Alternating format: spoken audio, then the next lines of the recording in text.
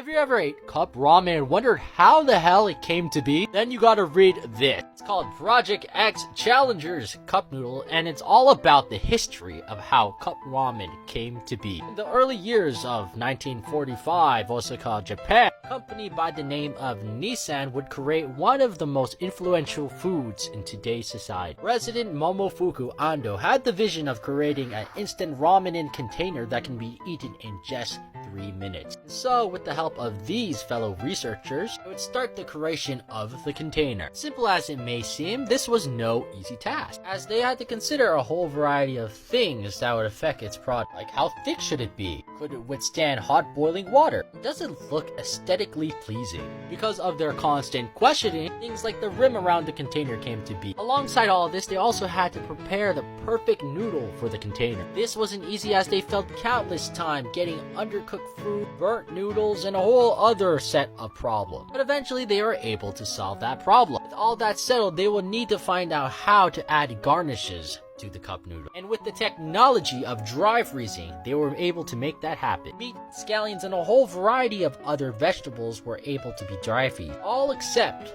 for shrimp. Well, most of the shrimp were actually able to be dry freezed, except Mr. Momofuku wanted the freaking shrimp to be red. So this man over here traveled all around Japan to find the perfect shrimp for the cup ramen. To eventually find a certain shrimp from the Indian Ocean called the poobaran. And guess what? When dry freeze, it turns out red. After that, they moved on to the business and promotion stage, where they had this guy in charge of the operation. He would go to convenience stores, mom and pop shops, and try to make them sell their products, but they always seemed to refuse. That is until he convinced this stadium owner to sell it at his sports venue, and it became a massive hit. Mr. Momofuku over here wanted more sale, and so they headed off to Ginza Pedestrian Paradise, where 100,000 people visit daily. And on that day, they sold out their inventory. Over 20,000 cup ramens were served in just 4 hours. Fast forward to today, cup ramen is used to serve those people in need during emergency. In 1991, during the collapse of the Soviet Union, 1,360,000 cup ramens